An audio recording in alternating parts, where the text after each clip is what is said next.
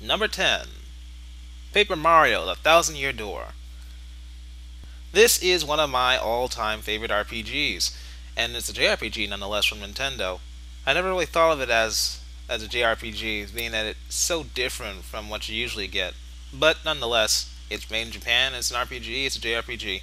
What I really like about it is the way it presents itself. Like, it's a storybook form, it's paper as well. The combat, the combat taking place on a stage where you have to please your audience in order to get star powers. So you can use these special attacks. I think it I think it gives a lot of attention to the way it presents itself, a lot of attention to its presentation, and I think it pays off, and I really do like it. One of my favorite games for the GameCube, and I was kind of disappointed by the sequel, Super Paper Mario, in that it wasn't an RPG in the strictest sense, like Paper Mario: The Thousand Year Door, but I'll have to give that one a try. But nonetheless, the GameCube version, or the GameCube Paper Mario game, it's really meaty. It's a really long game. It's a lot of varied scenarios, and what kept me going was all these different scenarios and the characters you met.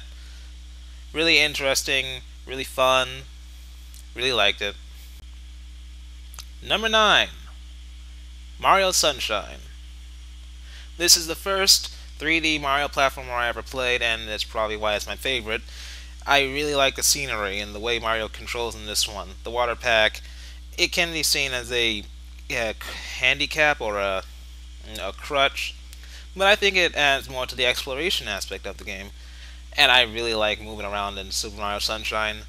It feels really fluid, even though Mario feels really differently here than he does in Galaxy, and so it kind of makes it really hard to get used to it when you're going through both back and forth between both games. But yeah, the water pack, I don't think it will add much since we don't really see it that much, but for what it is here, it's a neat addition.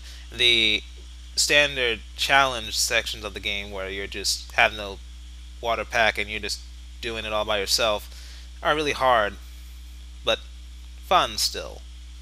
And then I like the setting, the tropical island resort theme, and I really do like that theme. I like the way that when you're in one level, you can see the other level. It's a really huge game at times where you get it to a high place and you just see the whole level and the other levels in the distance. Really like that sense of scale it has, and that's an interconnected place. And I like that it's shiny. Number 8. Zelda: The Wind Waker. This is also the first Zelda game I ever played, and when I first got it, I also got it on my birthday, coincidentally. But yeah, when I first got it, I got through like the first dungeon and partway through the second one. I sent it back because I just wasn't interested in it.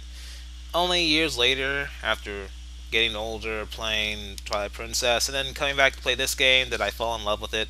I love the art style. I love the story. I love the characters, specifically Tetra. Really like the way she turned out. Just the exploration on the sea.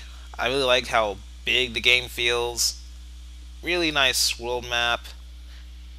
Just lots of things to do too.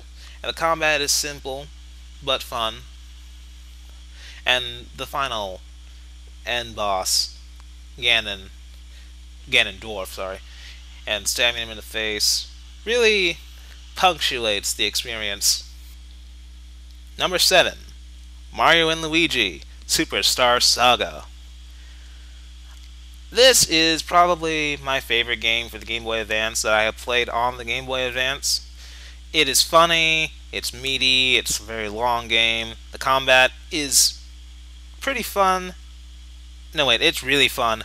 The way it's not like standard RPGs where you take turns. You can actually avoid attacks if you're skilled enough. It rewards being good at it. The game rewards the player for being good at playing it. The characters you meet on the way, you play in this new kingdom, the Bean Bean Kingdom. It's really fun and fleshed out. The Mario brothers interacting with each other. They don't speak in text bubbles, but they do speak in this fake Italian accent, which some people could find offensive, but I don't. I'm not Italian, so I don't. And the story about it's actually pretty good. I will say the writing is top notch, and the sprite animation is really good too. Not as good as Bowser's Inside Story, but that's a DS game, so DS games are really good at sprites. But for what it is on a Game Boy Advance, really good sprites. Yeah, I really do like this game. Number 6, Mother 3. What an emotional experience playing this game was.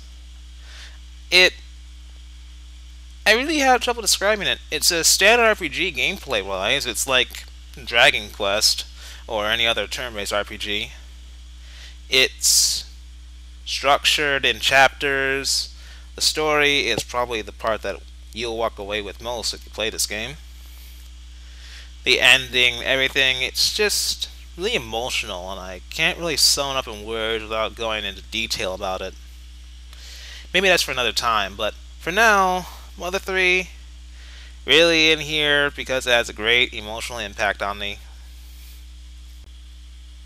Number 5, Ratchet Deadlock. Well, now I was really having trouble deciding which Ratchet game would it be, Ratchet 2 or Ratchet Deadlock. What it came down to was which one I played the most and which one I had fun playing the most, and it was Ratchet Deadlock. I really like the combat in this game. It's not a lot of platforming, but there's mostly combat, and the combat is really good. The weapons are really good. Everything about it is really good. It has a lot of dark humor. I like the sidekicks you get, even though they don't really do much, but they're fun to have. Really, it's just a game, an action platformer game that I really have a lot of fun with. And I played the living hell out of. I cannot think of how many times I replayed that game over and over again. And it was said that this would be coming to PSN and HD, and it's not here yet. I don't know why it's not here yet. Why, Insomniac? Why is it not here yet? It's near the end of the year. You said it would be here by the end of 2012. We're at the end of 2012, and it's not here. Get it here. Number 4, Jak 3. Now, the reason I chose Jak 3 is because it's the most balanced of them. I had more fun playing it than Jak 1 and 2. It's not as cheaply hard as Jak 2. Jak 2 was really, really hard at points. It had very bad difficulty spikes. Jak 3, aside from one part I can remember, it's more balanced, I'd say. And there's a lot more to do in it. You have more vehicles to drive, you have more powers, more of everything, and it's pretty balanced out in the story. The ending to it, the near end of it, is really funny, I have to say, with that revelation of who the precursors were. And overall, a really good end to the series, I'll say that. Number 3, Halo 2. I can remember the Christmas of 2004. I had been playing Mechasode online. It was very fun. Didn't touch the story at all. And here, Halo 2. Halo 2 story mode was pretty much my favorite story mode of any Halo game. It was the first one I played, and it was the one where I played as the Arbiter.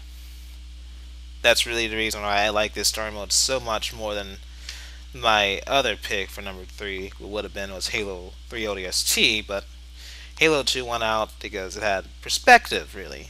You had two different perspectives, one from the humans, one from the Covenant, and the Arbiter, and not experienced that the bad guys had their own perspective in the story, and you had a character who was on the other side, and I was not expecting that. And I think that had a really profound effect on me and what I expect from my stories now, and what I hope to put in my stories too. So yeah, that's why Halo 2 is on this list. Oh, and the online was fun too. That too. Number 2, Fable 2. This is my favorite RPG of all time. I really, really like this one. The combat is simple but deep. The world you explore is big in scope, but yet not too big. The characters you meet are memorable. The choices you make have an effect on the world, but not in the same way, but on a lesser scale, I guess, but on a more affecting way, in my opinion. But yeah, I love Fable 2. It's a really fun game. I really enjoy it a lot. And it's probably this and another game I got in trouble for playing too much. But it was worth it. Really worth it. Number 1. Pikmin 2. So after playing the original Pikmin, I kinda have to say that I was really looking forward to a sequel. Wondering what they would do.